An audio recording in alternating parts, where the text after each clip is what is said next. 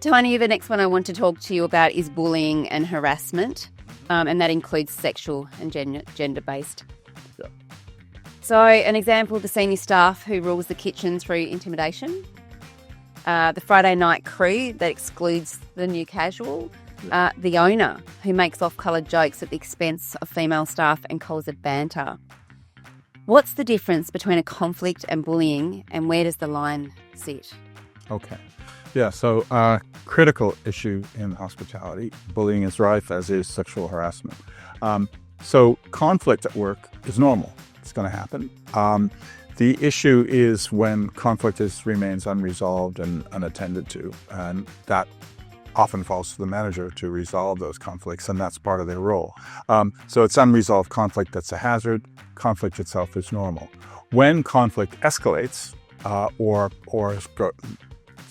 continues to occur, bullying is repeated unreasonable behavior over a period of time, right? Not a one-off, oh, you've annoyed me, you've done something wrong. That'd be better handled perhaps more civilly, but that's not bullying. Bullying is when it continues on and becomes a problem and leads to depression and self-harm and other terrible outcomes. So bullying does need to be controlled. Another form of harassment is sexual harassment. And now there's a new legislative requirement from human rights legislation for hospitality and other venues. There's a positive duty to prevent sexual harassment as well as to respond to sexual harassment. So why is that? Well, roughly 1 in 3 workers report being sexually harassed in the last 5 years. Hideous numbers. When you restrict that to women, it goes up further. When you restrict that to young women, it goes up further still. When you restrict that to young women casually employed, it's several times higher than women working in continuing or permanent roles. So it's very damning. What that suggests is that people prey on the most vulnerable. Right? And so in hospitality, this is a particular problem. Hospitality is one of the biggest employers of young women, right? And particularly young casually employed women. So this is really key.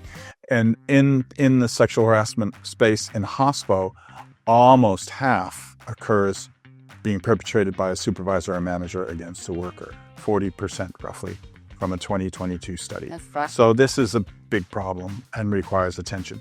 How do you solve it? This is hard, right? It starts with policy, the zero tolerance, but it has to be backed up by culture.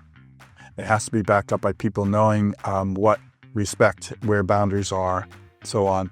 And these things, it's really sort of a culture change, longer term effort to build that. And do you think part of that culture is because there's alcohol involved? Well, alcohol certainly exacerbates it and disinhibits some people, and that can be a real problem. And there, again, if it's advertised that we're a no-tolerance venue and you have an attentive manager, when something starts to happen, if a server gets a lewd comment from a customer, is the server entitled to walk away?